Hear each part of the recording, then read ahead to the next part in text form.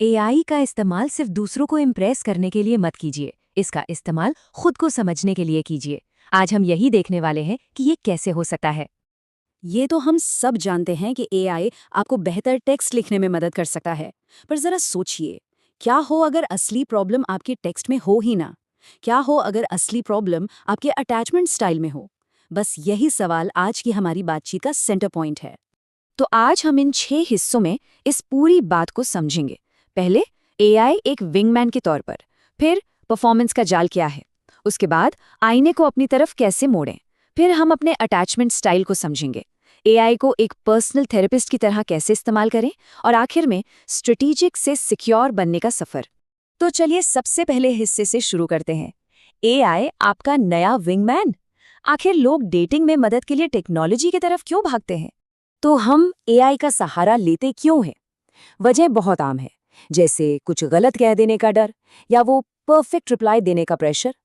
कहीं ना कहीं बाहर से वैलिडेशन की चाहत भी होती है, या कभी-कभी तो बस समझ ही नहीं आता कि लिखें क्या। और सबसे बड़ा डर, रिजेक्शन का डर। एआई इन सब का एक आसान शॉर्टकट लगता है। लेकिन ये जो शॉर्टकट है ना, इसका एक खतरनाक साइड भी है, जिसे हम कह सकते हैं परफॉर्मेंस ट्रैप। चलिए देखते हैं कि सिर्फ दूसरों को अट्रैक्ट करने के लिए चीजों को ऑप्टिमाइज करने में क्या खतरा है। देखिए, जब हमारा पूरा फोकस सिर्फ किसी को अट्रैक्ट करने पर होता है, तो हम अक्सर अपना असली चेहरा छिपा लेते हैं। एआई से बने वो परफेक्ट मैसेज एक ऐसा मुखौटा बना देते हैं जो शायद हमारी असलियत से बिल्कुल अलग हो। और इस तरह के एआई पावर्ड परफॉर्मेंस के रिस्क भी साफ हैं। एक तो ये एक नकली पर्सनैलिटी बनाता है। दूसरा, ये हमारी अपनी इनसिक्योरिटीज को और गहरा कर देता है। और ऐसे रिश्ते बहुत ही कमजोर नींव पर बनते हैं। ऊपर से पकड़े जाने की चिंता हमेशा बनी रहती है। तो फिर इसका सल्यूशन क्या है? यहीं पर हमें अपनी सोच को थोड़ा बदलना होगा। एआई को एक टूल की तरह इस्तेमाल करने की बजाय उससे एक आईने की तरह देखना होगा। बस ये एक सवाल सब कुछ बदल सकता है। क्या हो अगर हम एआई से उनके बारे में पूछना बंद कर दें और अपने बारे में पूछना शुरू करें? ये बाहर की दुनिया से फोकस हटाकर अंदर की दुनिया को समझने की शुरुआत है। तो ये किया कैसे जाए? शुरुआत करते हैं अपने अटैचमेंट स्टाइल को समझने से। और इसे समझने के लिए हम कुछ बहुत ही सिंपल मेटाफॉर्स का इस्तेमाल करेंगे, ताकि ये आसानी से समझ आ जाए। सबसे पहले है एंग्शियस अटैचमेंट। इसमें इंसान को लगातार रीअश्योरेंस चाहिए होता है। रिश्तों में हमेशा एक असुरक्षा की भावना रहती है। इसे आप एक टपकती हुई बाल्टी की तरह सोच सकते हैं, जिसे भरने के लिए लगातार दूसरों के वैलिडेशन की जरूरत पड़ती है। फिर आता है अवॉइडेंट अटैचमेंट। इसमें आज़ादी को, मतलब इंडिपेंडेंस को, इतनी ज़्यादा अहमियत दी जाती है कि अक्सर करीबी रिश्तों से दूरी बना ली जाती है। इसका मेटाफोर है एक कछुआ जो ज़्यादा नज़दीकी महसूस होने पर फौरन अपने खोल में छिप जाता है। और तीसरा है सिक्योर अटैचमेंट। ये वो स्टाइल है जिसमें इंसान इंटीमेसी और इंडिपेंडेंस दोनों के साथ कंफर्टेबल होता है। वो भरोसेमंद होता है और इमोशनली अवेलेबल भी। इसका मेटाफोर है एक चार्जिंग डॉक, जो खुद में पूरा है लेकिन दूसरों से जुड़कर उन्हें भी एनर्जी दे सकता है। तो इन तीनों में जो सबसे बड़ा फर्क है वो है उनके डर का। जो एंग्शियस स्टाइल वाले होते हैं, उनका सबसे बड़ा डर होता है छोड़ दिए जाने का। इसलिए स्ट्रेस में वो और भी ज्यादा चिपकू हो जाते हैं। उन्हें लगातार रीअश्योरेंस चाहिए। वहीं अवॉइडेंस स्टाइल वालों का डर होता है खुद की पहचान खो देने का। इसलिए वो दूरी बना लेते हैं, इमोशनली पीछे हट जाते हैं। और जो सिक्योर स्टाइल वाले होते हैं, वो सीधे सीधे बात करते हैं और मिलकर हल निकालते हैं। तो अब सवाल ये उठता है कि इसमें एआई हमारी मदद कैसे कर सकता है।